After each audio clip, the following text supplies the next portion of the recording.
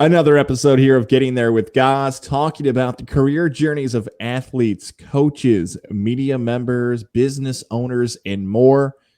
This guy who you can see on our visual side on YouTube, don't forget to subscribe to Godzilla Media. You've heard his voice on Albany Empire broadcast this season. I've been fortunate enough to share the booth with the one and only Andrew Santillo, but this is our opportunity to really get to know each other, because we'll tell the story of how it all came together and how we're in this form of new media. But for those who may not be familiar with your work here in the capital region, take us to a younger version of Andrew Santillo, 6, 7, 8 years old. What did you want to be as a kid? And was it your same dream job you wanted when you were 18 years old? Where'd you grow up?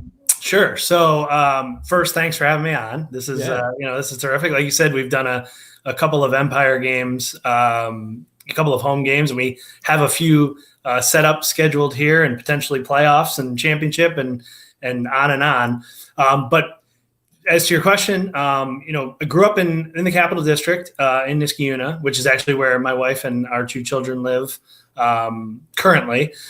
And so 6, 7, 8. I mean, I was a sports junkie. I mean, even back before that, my mom tells me stories about how basically I learned how to read by looking at baseball cards. I didn't know how to read, but I knew the players, and I basically had them memorized. So it was like, I was one of the kids who had, just folders and folders of cards. I'd have them out on the floor. I'd be looking at the back. I'd be, studying the statistics. I'd be, tossing the ball around while I'm watching the game. So, when I was 6, 7, or 8, I probably was thinking that I, was destined for the big leagues. Baseball was always my sport growing up. But I definitely wanted to, just play sports. I wanted to be around sports. And that's essentially what, kept me involved in sports to this age. Because, I just love, the competition. I love, covering sports. I loved playing sports growing up. Just everything about it, the competition, all that encompasses it, So when I was 6, 7, or 8, I think I probably wanted to, play in the big leagues. After that, as I got older, the kind of the dream job was always, when ESPN was like it is a big deal still, obviously. But when SportsCenter was like, I was watching SportsCenter in the 90s before school. I mean, that was like, being on SportsCenter was like the dream job. So that was probably my next dream job once I realized that my playing talent was going to run out.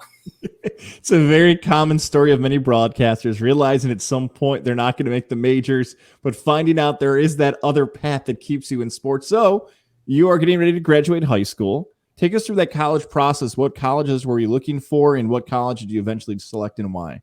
Sure. So I, so this was my senior year. I was graduating in 2001. I knew at that point that I wanted to do some sort of, either journalism, write for, Sports Illustrated, or, go and be on ESPN, something along those lines. I want to do something involved with sports, so I was looking at a way to, kind of parlay, a journalism career somewhere, into a profession. So I was looking, growing up in the Capital District, I was looking at a lot of New York schools. I looked at Binghamton, Syracuse, Marist, Ithaca, University of Buffalo, St. Lawrence. So I was like all over, New York State. And I think I applied to all of those schools. It came down to, it was kind of, I ended up choosing Ithaca. But that was kind of it was an interesting decision. Somehow I narrowed it down to Ithaca and Buffalo, University of Buffalo. And I remember distinctly, I was sitting there with my parents in our living room, and I just decided I wanted to go to Ithaca. I enjoyed the visit there. I knew that I would be able to, get an opportunity to do what I wanted to do, or what I was, striving to do. I was going to get chances. And so that was it. I decided on Ithaca. We've had a few Syracuse Orange alum. We've had some Oswego alumni join us. I believe you are one of the few, if the first, Ithaca College Bomber alumni to join us here on the podcast. So to represent your college, take us through freshman year at Ithaca, because the Park School, correct, is like the School of Communications, right? Yeah. Take us through kind of that first process of what it goes through when you show up as a freshman and how you start to get these opportunities at the college level. Yeah, sure. So, I mean, Ithaca itself is obviously a college town. You've got Cornell and you've got Ithaca there. Showing up on campus, again, I knew there was opportunities. There's 2 radio stations there. There's a television station and there's a newspaper. So there's a lot of opportunities. I think having the 2 radio stations especially allowed younger students the opportunity to really kind of cut their teeth early.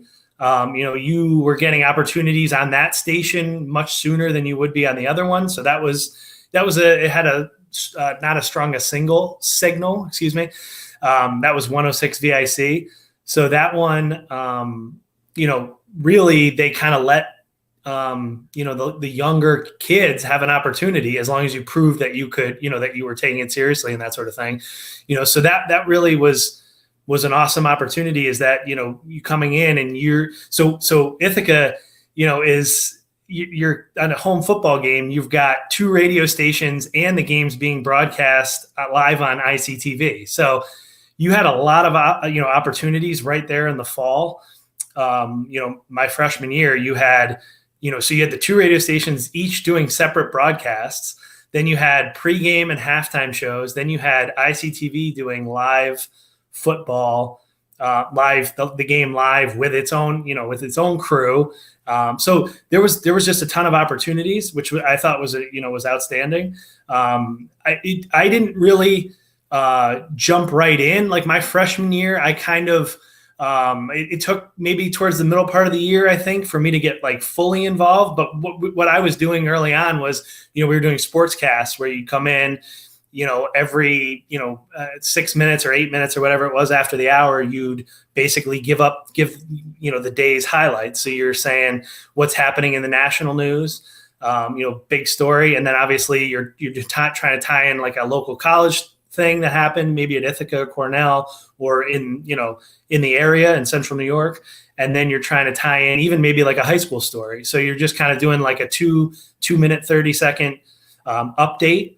And that's kind of how, I think a lot of people kind of formulated their voice, because you basically came in, you had to write it yourself. And, I think that was a real opportunity to get familiar with speaking live on the air, because as this is different than just getting up in front of a room of people and talking. And it's, you can be good at or good at this or good at both, but they're different. And it just takes reps to really find yourself, find your voice and get good at this, just feel confident speaking. And so those were great opportunities. Again, both radio stations had them. So you had younger kids, obviously, on the station that had a smaller signal. And then, obviously upperclassmen were doing, the main FM station, which was 92 WICB. So you're doing that. And then, I worked my way over. I was covering a couple beats for the Ithacan, which is the newspaper. And then as the years went on, I started working for ICTV, which was the television station. So we had a live newscast, like you watch on, your news, your newscast when you turn on the news here, or when you turn on the news at night. We did a live newscast on ICTV called News Watch 16, which we produced. I mean, it was all students. It was new. I mean, it was your A, B, C, D blocks, your news, your weather, your sports. We had meteorologists who came over from Cornell, and we did the sports. So that was 3 nights a week. So, and which was interesting because it was kind of before, I think it was before Spectrum, or what was then Time Warner Cable, kind of really came on. So this was really the only local Ithaca. So you had obviously your Syracuse stations that you'd get in Ithaca, but this was really the only true Ithaca news station, and it was being produced by students, and it really gave us opportunities to see, did we enjoy doing this? What did we enjoy doing? And, were we good at it? You're trying everything, which is the great thing to do in college. You're trying the play-by-play side. You're trying the television newscast side of it. You're writing for the Ithacan, which is probably a tongue twister if you say that 5 times in a row. But in your college years, you're getting a shot at everything. And just to clarify for this, it's not because you have a focus yet. Is it because you just want to get those reps? Like a lot of times we've talked to people and said, I just want to do play-by-play, or I just want to be a writer. Did you have an idea? Or was this really a practice for you to find out what you were the best at? Yeah. I mean, I think I just wanted to do, at that point, I think I just wanted to do it all and see, like, what did I enjoy, or, what was I good at? Did I enjoy what I was good at? Did I enjoy this, but I'm not that good. So maybe I shouldn't, pursue that. So I was just trying basically everything. I mean, again, Ithaca is Division III, intercollegiate program, but we would really cover it like these were Division I athletes. I mean, you're not just talking football, you're talking soccer, we're doing soccer broadcasts, you're talking basketball, men's and women's broadcasts. These were, again, Division III players, and they were being treated like division, you have a radio station and TV station covering you. It kind of felt like the big time, which I know the coaches appreciated, and that, and the athletes did as well. And I would say the coaches, I think they deserve a lot of credit. We had longtime coaches that some of them are even still there, but like Mike Welch, who coached the football team, who was there a long, long time. Jim Mullins, who coached the basketball team, and George Valicente, who coached the baseball team, are 3 that come to mind. They really understood that these were student journalists. And so, obviously they enjoyed getting coverage for their players and their program, but they also understood that there was going to be potentially some growing pains. And this was, these were people trying to, work on their craft, if you will, and doing it at a college level. So, it was really, it was really a well-oiled machine, with regards to just how many people were pitching in and working on these broadcasts. And, it was really just something exciting to be a part of. Were you able to land any type of internships or anything extracurricular during these 4 years, whether it be play-by-play? Because you're a New York native, you're going to school in New York. That's almost a challenge. And I think you're going to know what I mean by that, that when you are native to that state, maybe you want to stay in state if you can get a summer opportunity or an internship, while others might want to be like, I got to go. Like, I got to get out. Sure. Did any of that happen for you in your 4 years there? So it's interesting. So like yes and no. So Ithaca I actually did an internship, but it was through Ithaca, and it was during a semester. So Ithaca has a program that they have out in Los Angeles. They obviously have a few programs that are abroad, but then they have this one for communication students in particular that's in Los Angeles. And you go and spend a semester in Los Angeles. You take a couple of classes and you do an internship. So I ended up interning at KCBS, which was KCBS, KCal, out there, Channel 2. Which was like, so you're in the second media market. Now they've got a lot of interns, but you're covering. So I was out there covering like UCLA basketball, tagging along with people, and then USC football. So this was the fall of 2004. So this was my senior year fall semester. So it was an outstanding opportunity. A bunch of buddies, and we were all in the same semester, decided to do it. We drove out. They had like a place for us to live in Los Angeles.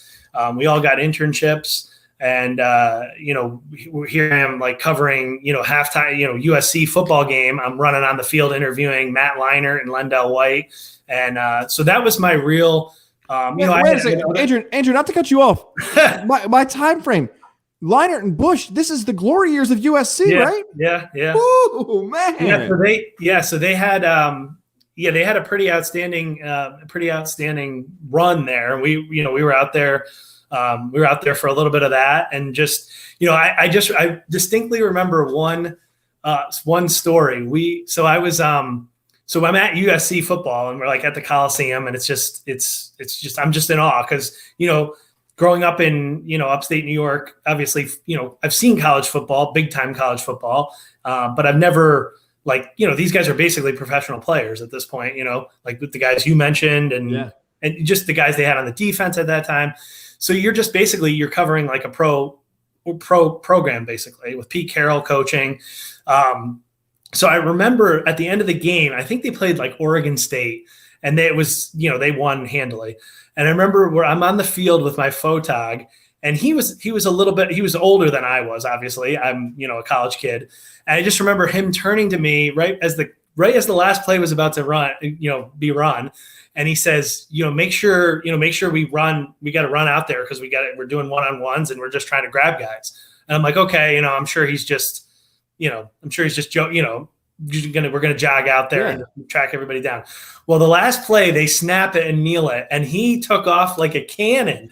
And I'm like, holy cow. And I'm running after him. But yeah, we interviewed Lendell White. I don't know if Reggie Bush had a big game, but we interviewed Leinert, and there was one player on the defense we interviewed, but they basically had a pro team at that point, and it was just covering them, and then being at UCLA for a little while and covering, being at Pauley Pavilion. Just, it was for a bunch of people who, and like I said, I was out there with a lot of all Ithaca students in our program, but a bunch of guys primarily that I knew who were from the Northeast.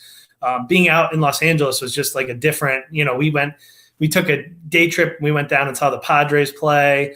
We ended up going to the UCLA USC football game as fans. So it was just an outstanding time to be out there. Plus it gave you a look kind of into the second media market in the country and just kind of what's out there essentially. I mean, we're sitting in there, and James Worthy would walk through because they would have Lakers pregame and postgame on that station. It was just awesome to be kind of out there. It was just a great experience. As amazing as that is, hanging out on the West Coast in your early 20s with your buddies, covering one of the great college football teams of all time, truly, when you think about that roster and all the All-Americans and Heisman Trophy winners off of it.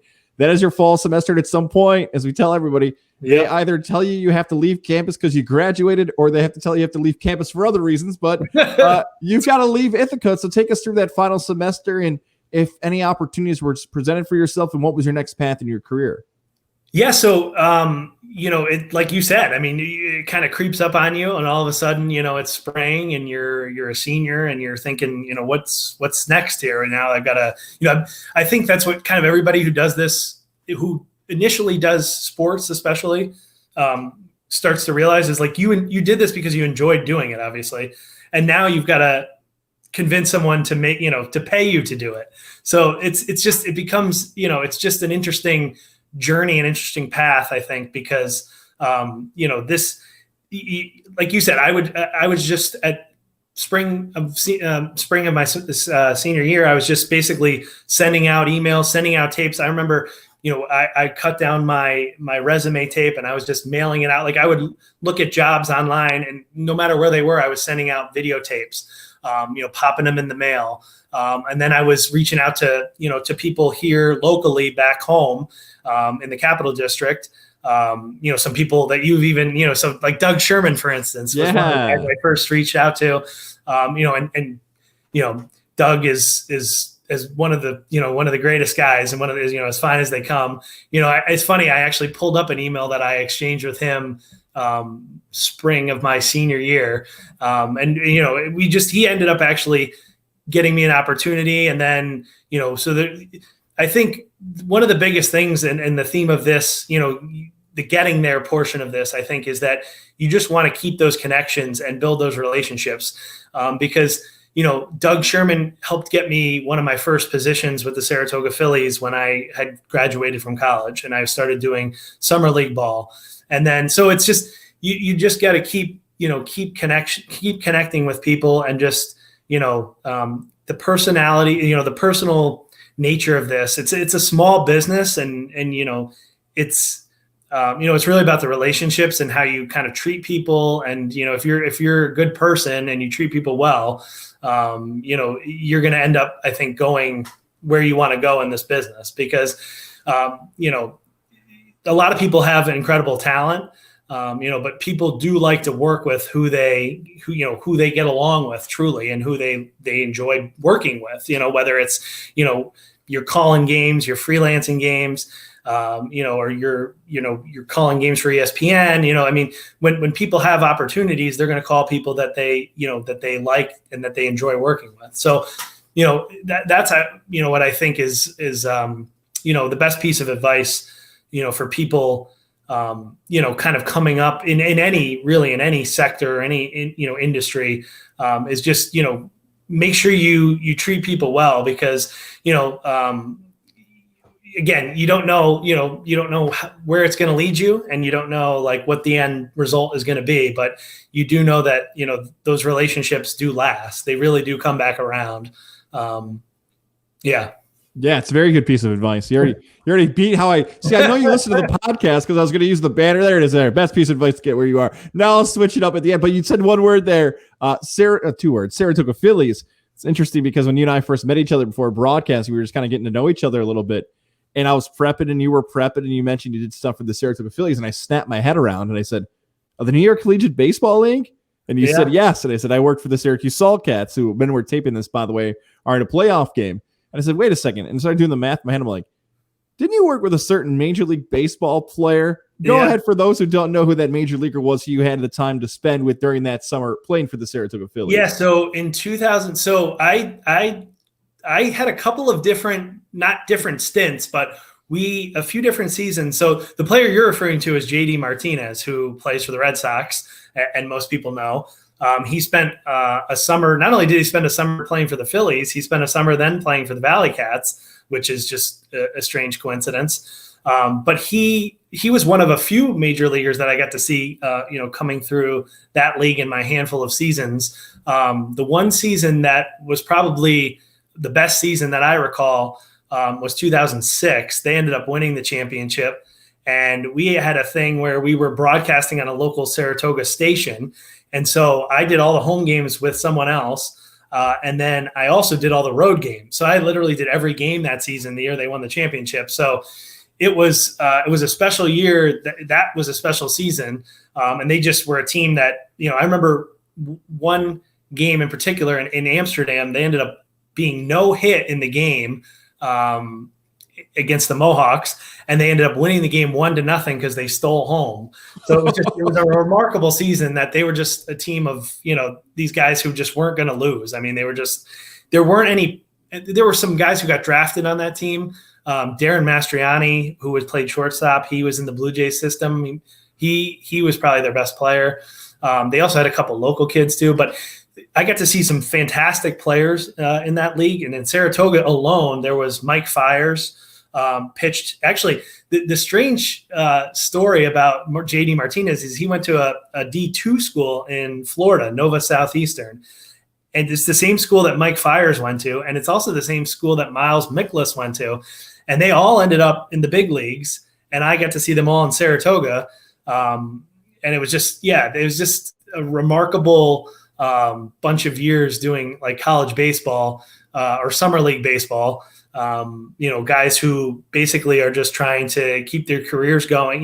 They're in between college seasons, but trying to stay on the radars and keep. Obviously, baseball is a game that you really have to stay in a rhythm, and so they play 40 to 50 games in about 35, 40 days in the summer, and it's just it was an outstanding way for me to get really figure out, do I really enjoy this broadcasting? Because it was every day. I mean, especially when I did that one season when we broadcasted every game. I mean, I did like 50 broadcasts in 40 days or something, probably actually almost 60 broadcasts with the playoffs.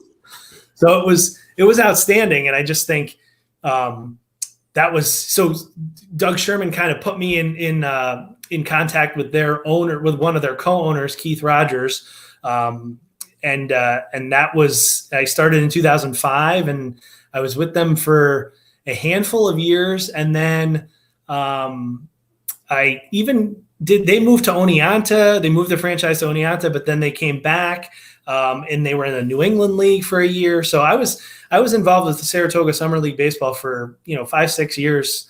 And it was a lot of fun. Yeah, the New York Collegiate Baseball, you mentioned it. It's truly that summer feels like a grind. And the only reason you know what date is because of the first pitch times.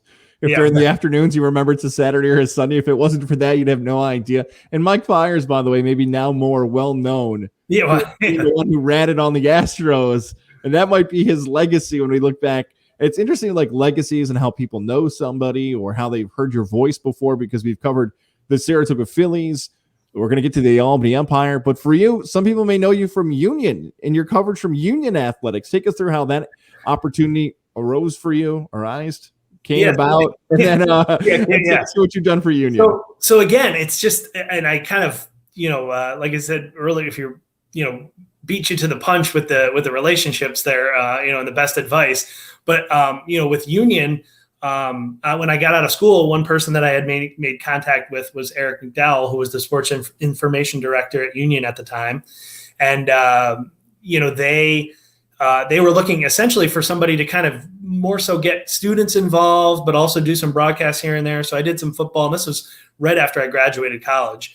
And then, I worked at the Troy Record full time for about 6-7 years, covering local sports, high school sports, college sports on the print side. And then after I kind of went from the paper, from the news side over to where I kind of currently am, which is I took a PR position for a politician, and now I'm in a business development office. I kind of came full circle in that in 2015, Union was looking for a football broadcaster because, their other broadcaster, Frank Rossi, had kind of moved. His time wasn't allowing him to do all the games. Wait, Frank Rossi from Inside the Huddle with James Baker? Yes. I'll be calling Mr. Rossi. I had no idea that was the former Union broad. Okay, interesting. Yeah, I'm gonna write that down somewhere, huh? Frank went to Union, and he did the games for a number of years, and then his schedule just got busier, as people's do. And so in 2015, I think was my first season with Union, and so they obviously didn't play last year, so I think this will be my 6th year. But my first year. Again, we were on the radio, so I did all 10 games. So I traveled with the team. So it kind of came full circle with Eric, who I still have a great relationship with. He reached out to me. And so I've been able to stay involved thanks to, athletic director Jim McLaughlin and the sports information director currently, Steve Sheridan. Now I'm doing, I do football. And then 2 years ago, the Union is Division I for men's and women's hockey. The ECAC, which is mostly Ivy League schools, they signed an agreement with ESPN Plus to do all of the men's and women's hockey games on ESPN Plus. So I was doing football already. So they wanted to see if I wanted to do women's hockey, which I had not done much hockey. And it's probably the most challenging sport of all the major sports that you can do. So 2 years ago, I think I did almost all of the women's hockey games, which again, in this upcoming fall winter, I'll be doing those games again for the Union women's hockey team. So again, it's just one of those things, how kind of strange how it worked out. In 2005, when I graduated Union, I reached out to Eric. We kind of forged that relationship. And then after a few years of not doing anything with Union, kind of come full circle in 2015 and still being with them now to do football and now women's hockey. Staying on it, not giving up, staying towards what you've wanted to get after. Great lesson there for even if it's not working out initially. As you said already, the best advice, staying with these people, building those connections, being someone who somebody wants to work with. All that stuff really matters. Now, and I don't mean to interrupt you, but the way I landed the job at the Troy Record is another interesting story in that I had seen that the Times Union was looking for, and this was years ago, they used to cover every high school football game. They'd have stats for every single game in the area. And so they were looking for people to basically essentially just keep statistics, of the games. But I went to a meeting, and it was mostly, people who were just interested in keeping stats and just kind of weren't, interested in sports, but they were older people. There was one guy with his son, and they were going to do it. After the meeting, I stuck around and I was like, listen, I'm more than happy to do this. But I also have a degree in Ithaca in journalism. So if there's like ever any writing opportunities, I would love, I'll do this, but I would love to, any opportunities you get. So I think it was 2006, or 2000, it must have been 2005, fall of 2005. So I'm 3-4 months out of college. They call me like the night before the first high school football week, and they say, hey, we want you to go to this game, but we also want you to write like 10 inches or 8 inches or whatever it was in the paper. So I'm like, holy cow, wow. I'm like, I was going to be just keeping stats. Now I'm going to be covering the game. And so essentially my work with the Times-Union, which I was doing some stringing from late 2005 to 2006, caught the attention of the Troy Record when they had a couple of guys leave to go to, different places. They knew my byline had been in the Times-Union. So they reached out to me and said, are you interested in a full-time job? And I was like, yeah. So I came in, and that's kind of how that all worked out. So again, it was just kind of, being there at the right time, but also making the most of, those opportunities. No doubt. Yes. Making the most of those opportunities. So important to do all those things. And those opportunities, whether they're writing or broadcasting, it takes prep, it takes time, it makes sure you actually know what you're talking about. On the play-by-play side in particular, take us through what your prep is like preparing for a game, whether it be football, baseball, hockey. Sure. So I am, I over-prepare. So, and I don't have any of my broadcast boards. I should have snuck a couple down here. Mark Kestershire held his up before the NBA playoffs. What are you doing? Yeah. Yeah. We, so, and I attribute that honestly back to our Ithaca days. I mean, we would, we would have every little statistic about these guys. And I really attribute that over preparation, to how I watched the upperclassmen at Ithaca prepare for games. Even if it was a game that maybe wasn't as flashy or wasn't, maybe it wasn't, kind of everyone always wants to do football. So let's say it was a different sport, even if it was a different sport, people prepared like it was Game 7 of the World Series. So I kind of carry that with me to this day. So I have, manila folder. And especially for football, I'll have offense on the lower end, defense on the upper side. So it basically looks like a field. And then I'll flip it over and I'll have the other team's offense and the other team's defense. And I'll have height, weight, what did they do in the last game? Are they, have they gotten any accolades, in the weeks, league accolades? Have they won any league awards in the recent years? Have they set any records?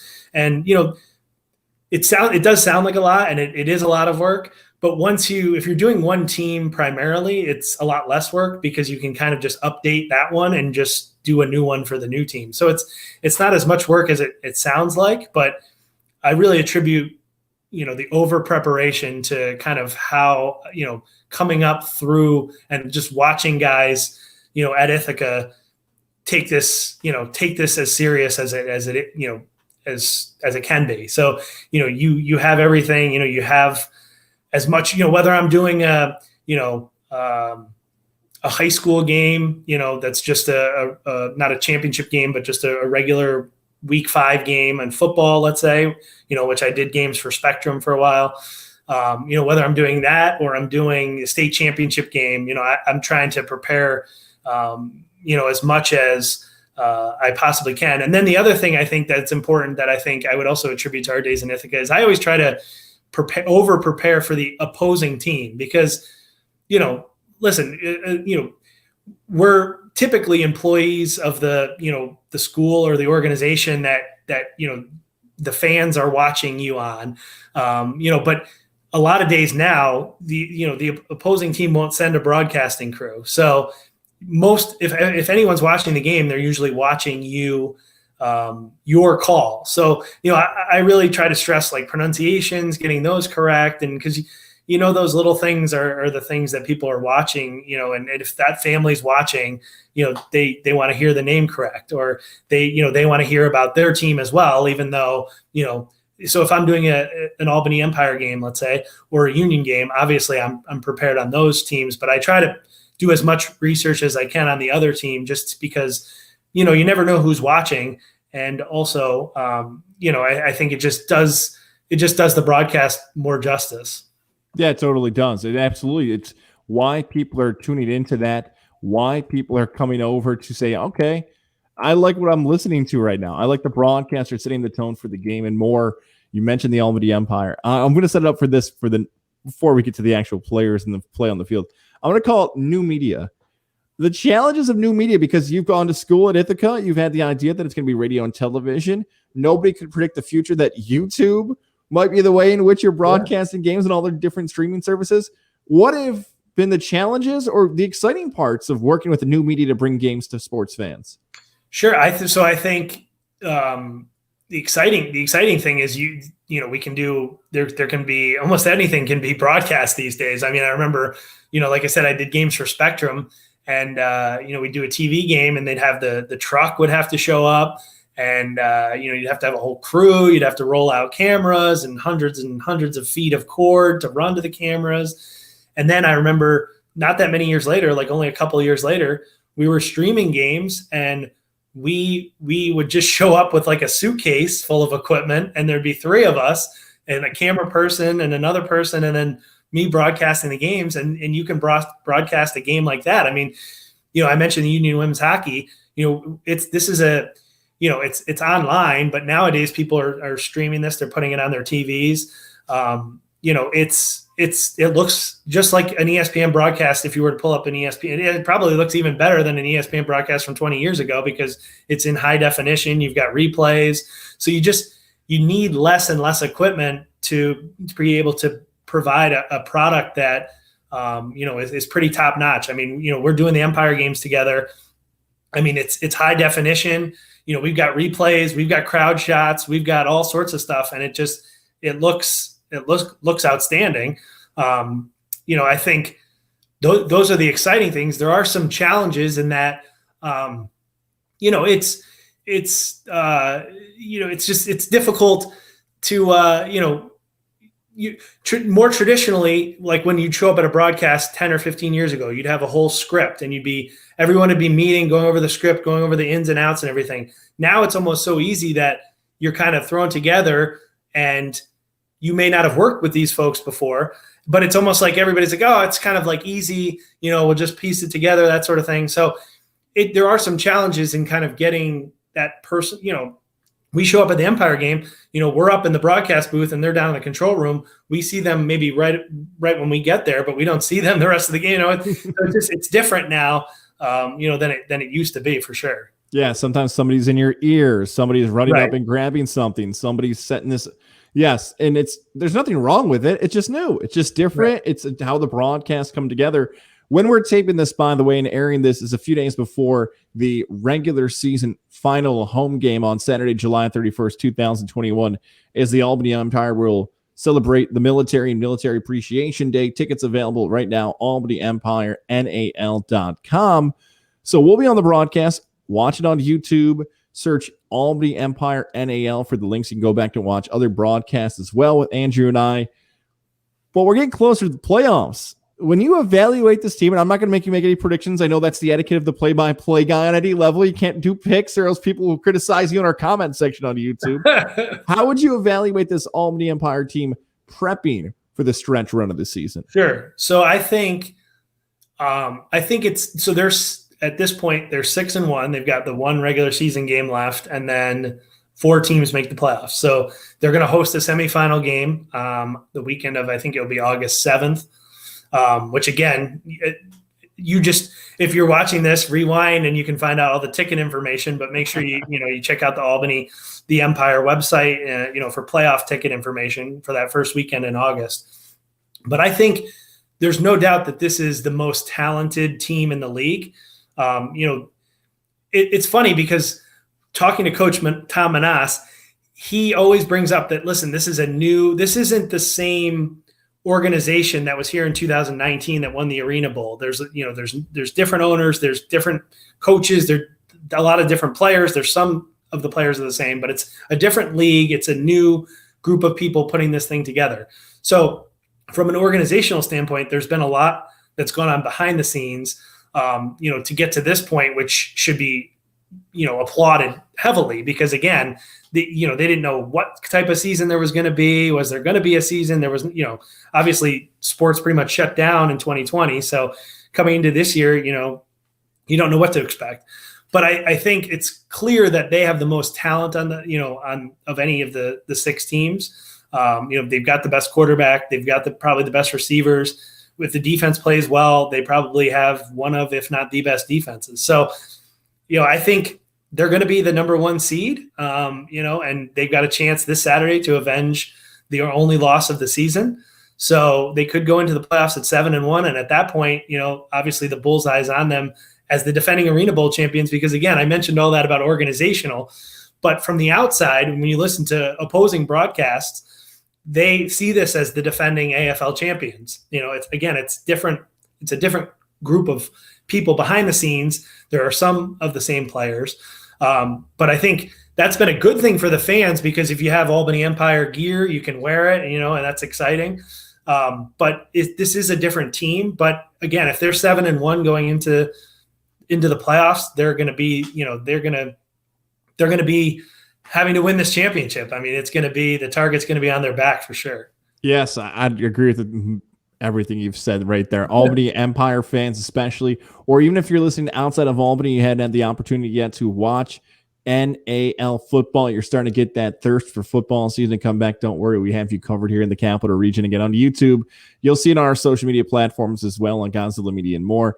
Andrew Santillo and I calling the game, looking forward to wherever the season takes us, and hopefully it is another trip to a championship weekend with the Empire representing the Capital Region. You've already given us the best advice for young broadcasters. So my end of the podcast is in there. I'll just let you say, did you want to add anything else to the advice of best advice to get where you are and best advice for young broadcasters, media members hoping to make this their profession? Well, I think, I think those personal relationships I think are super important. Even if you're, this business is not a big, it's a small world. It's a small business. People know each other.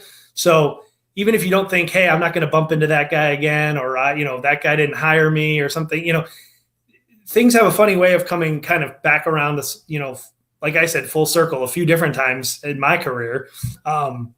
So I think it's just important to treat everyone, how you want to be treated. I mean, it's kind of sounds kind of hokey and cliche, but work hard. And if you treat people the way you want to be treated, I think you're going to be on a good path to get to where you want to go. But I would also say and I've watched a few of your episodes of this, but you really have to just dive into every opportunity. I mean, when you're younger, and you don't have a family, meaning, a wife and kids or whatever, you've got to be willing to work, weekends, willing to step in if someone,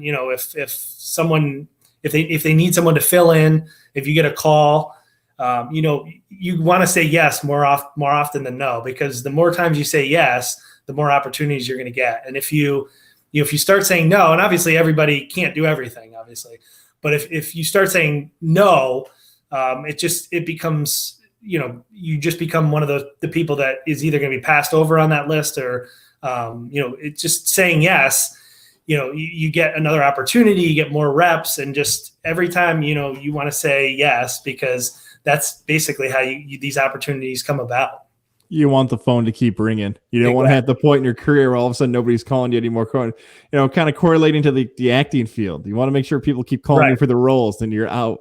All of a sudden, it's really much, much more difficult to get back in. Andrew Santillo, follow him on Twitter at Andrew Santillo if you enjoyed this broadcast. And if you want to make sure to tell him how great of a job he's doing to the Empire games, you can do that too. And always be a part of our Empire games during the YouTube side of it as well. Anything else you want to add before you go? I don't know if I want to get into some Cortica stories. I don't know if there's something else that's happening in your life. Maybe we'll save that for the broadcast. Go ahead. I know stories from Cortica because good. I was one of the people who I knew how to try to balance college life with being a broadcaster. And so when Cortica rolled around, I tried to watch the game in the stands rather than be in the broadcast booth because I wanted those chances. I mean, going down in 2019, my wife and I actually met up with all of our buddies from Ithaca and went to the Ithaca Cortland Cortica Jug game at MetLife Stadium, which was just incredible to be at a Division III football game at MetLife Stadium. That was just amazing. But I just want to say kudos to you for this idea of this podcast, because, so many times we see people, on TV, or, I'm one of the people who tries to, I go online. If I see somebody, I'm wondering, how did they get to where they got, I try to read bios and, that sort of thing. And I think this just gives, people an opportunity to find out where, how did they make it work? Because so many times, you think, oh, that guy is, he's doing games on this channel, or he's doing this, and, I would never have that opportunity. But, this kind of makes it more real life person. I mean, this is how people got to where they are. So, I mean, I think this is a great idea, and I think it gives people the insight into, how people got to where they are in their careers. Well, thank you, man. I appreciate that. I'm very happy that this summer I've been able to call you a broadcast partner and a friend doing these games, which it's nice to have both those things happening. I thought we were just going to plug the Empire. You had a nice compliment for me at the end of the podcast. So very much appreciated for that. Andrew Santillo, thank you so much for spending the time with us, and look forward to spending the rest of the summer with you calling Empire games. Sure. It's been a fun summer so far, and hopefully it keeps going that way.